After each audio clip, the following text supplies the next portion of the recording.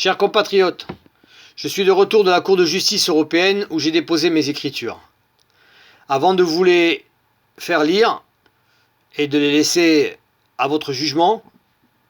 je voudrais avoir une pensée en cette journée de commémoration du 25 septembre, qui est une date dont nous devons nous accommoder pour rendre hommage à nos anciens.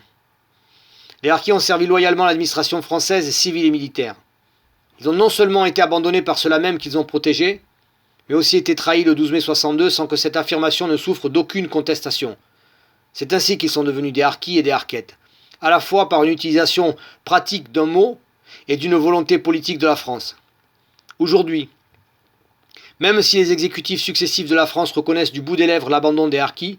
ils refusent non seulement d'en acter la trahison, mais se livrent aussi à une réécriture allégorique de l'histoire de la contribution de ces derniers et de leurs aïeux, les reléguant à des faire-valoir alors qu'ils sont morts pour la France, qu'ils ont libéré la France, qu'ils l'ont façonnée et bien souvent construite, exploitée qu'ils étaient dans des prisons de forestage, s'accompagnant du STO, le service du travail obligatoire. On ne bâtit aucune fierté sur un mensonge. Ce sont les mots du président Macron que je rappelle ici. Dans l'histoire allégorique que propose la France, tout est faux. La dénomination de harkis en rapatriés alors qu'ils sont nés et ont grandi sur le territoire devenu l'Algérie en 63. Le qualificatif de supplétif pour les désigner alors que certains avaient la citoyenneté française.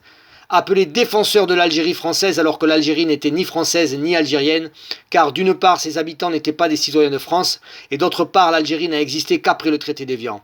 Et toute cette histoire, romancée, allégorique, emphatique et surtout fausse,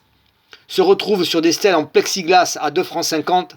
censées honorer les harkis lors de célébrations faites un jour arbitraire où il leur est interdit de prendre la parole et les représentants de l'exécutif, de la haute administration, de la préfectorale, présents ce jour-là, ne se sentent pas le moins du monde gênés par cette mascarade anti-républicaine, eux qui prêchent à l'envi la liberté, l'égalité, la fraternité.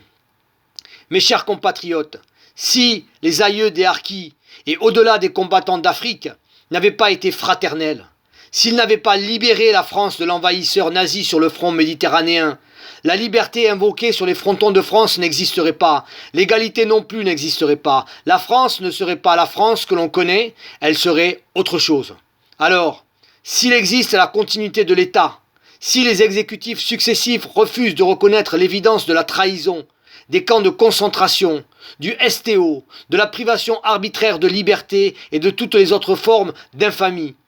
on peut se demander si ceux qui les conseillent de s'abstenir ne sont pas ceux qui se sont commis à partir de 62 afin de protéger leurs basses œuvres qui les relègueraient au même rang que ceux qu'ils ont dénoncés et qui ont envoyé les Juifs dans les camps de la mort. Vive la République, vive la France.